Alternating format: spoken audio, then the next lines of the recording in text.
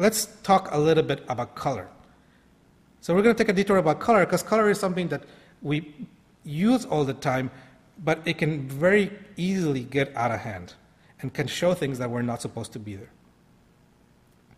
So let's talk about color space first of all. One way to talk about color is talk about hue, basically the tint of the color. Then talk about how saturated a color is, whether it's low saturation or high saturation, and then how dark it is. That's the value of it. Notice that the overall light emission of it, we can call it luminosity. So in a standard color wheel, and we're talking a graphic design color wheel, there's colors that are completely opposite to each other. Those colors are called complementary. As it turns out, our eyes are very comfortable with complementary colors. If you're ever doing a design and you choose colors that are completely across from each other in the color spectrum, in fact, they look like they belong together, they're very harmonious with each other, although there's obviously the contrast of hue. Similar, you can, rather than doing across from each other, you can do a third of the way, and those are called triadic colors. Or if you want to, you can choose colors that are actually in the same hue by choosing analogous colors. So these are colors that would be basically 15 degrees of each other. By choosing values that are exactly 15 degrees of hue of each other, you actually choose colors that are distinct enough to actually be discernible from each other, also feel like they work together well, while actually being in the same family. Now, in many ways, people look at this and they say, okay, so wouldn't it be best to use all the colors possible if we wanted to show as much information as possible? And in fact, that's where the use of the rainbow color map comes in. So here, I'm showing the hue wheel. Now notice this is actually for a computer system, so it's actually not exactly the same as the primary color wheel that artists would use. In this case, you can see that green is actually opposite to magenta, not to purple like it would be in an artistic color wheel. However, rather than using RGB values when you're doing programming, hue is actually much easier to use, because if you want to use a different color, a different tint, all you do is you go between 0 and 360, or 0 and 2 pi. So most people realize this, and they think that if you want to encode data using color, the best thing is to use hue. And basically, you map your data from 0 to 360. Well, obviously, the first problem is that since this is a circle, you're going to start with purple, and you're going to end in purple as well. So you're saying that really high values and the really low values map to the same color, which is obviously a problem.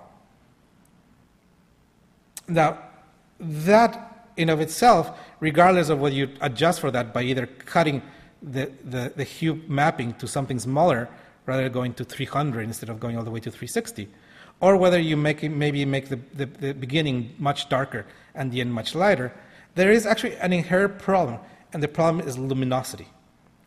If we actually map each of these colors in the color wheel to luminosity, you'll see that blue actually is just a much darker color intrinsically. But meanwhile, yellow is a much brighter color. So what does that mean? So let's look at an adjusted rainbow color map. We actually make it darker at both ends, and we do not touch purple.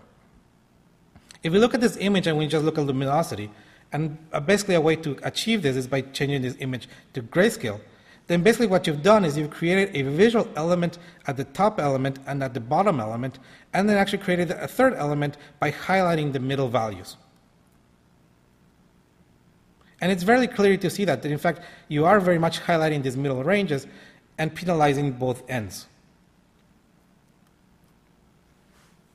A way to fix this is if we look at this at a color map. In this case, this one goes using CMYK space, and it goes from purple into red, but then it darkens the bottom and it lightens the top values to almost white.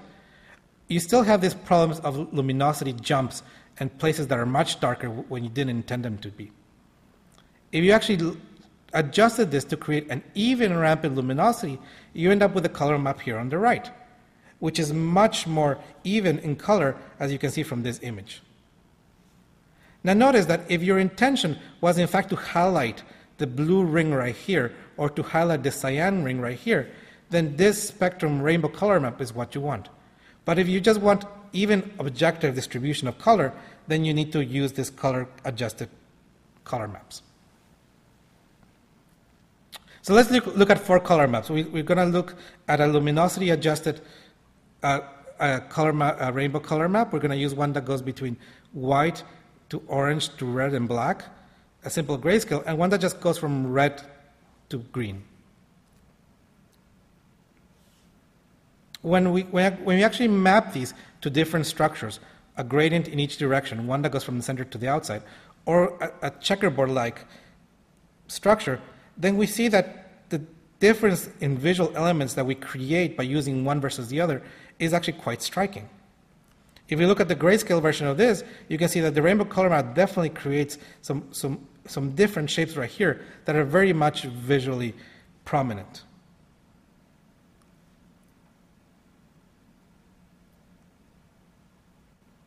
Now, if this is what you desired, then this is probably what you should use. And in fact, there is a set of color-adjusted color transfer functions that have been developed by different entities to create a nice library of color maps that serves different purposes.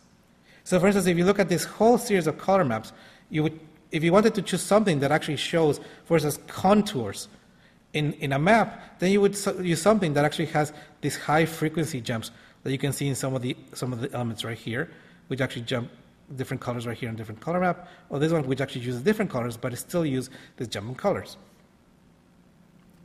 If we switch to the grayscale version, you can see definitely the color maps that are even colored, the ones that go from dark to white, or the ones that show some very high frequencies.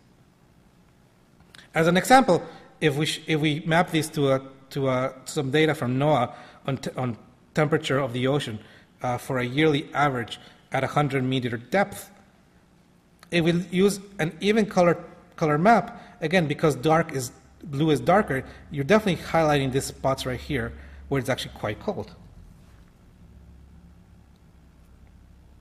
If we use a different color map that actually takes advantage of a wider color range, you're actually introducing, and you actually adjust it for luminosity, you are actually allowing to see the middle ranges a lot better rather than highlighting just extremes. Now, and again, the dark and the dark blue and purple are probably a slightly darker element anyway, so it actually shows those elements a little well. Now, if you use one of these even color maps and actually force different luminosity dips, for instance, right here, one time in the blues, one time in the middle of the greens, and one time in the middle of the reds, then you're forcing to create kind of these rings or contours, which in fact, when you map it, it actually creates a map that shows structure a lot better. So depending on what you want to do, you might even want a very smooth gradient in luminosity, or you might actually want to create dips in your color maps. Now, another thing you might want to do is you might want to actually use colors that are significant for the field that you're talking about. If you're talking about temperature, most people relate cold temperatures to blue, while high temperatures to warm colors like red and orange. In this case, using this color map actually shows that information, and it's much easier to discern the places where the temperature has gone up rather than the places where the temperature has gone down. Now, in this case, if we are not interested in the middle color, we can attenuate these values and make the zero value very clearly a dark color, so we're just looking at the extremes, and we get this color map, this result. Now notice that this is actually being mapped between -3 and 3 all this time. If we adjust the range by simply going to a smaller window of data, and we go between -1 and 1, then we're basically exaggerating some of these ramps at the higher ends now, which are now much closer to the middle, and you actually start coming up with different structures. So playing with your color maps, both for purpose and how they map for your data, will definitely have different results as you show your data.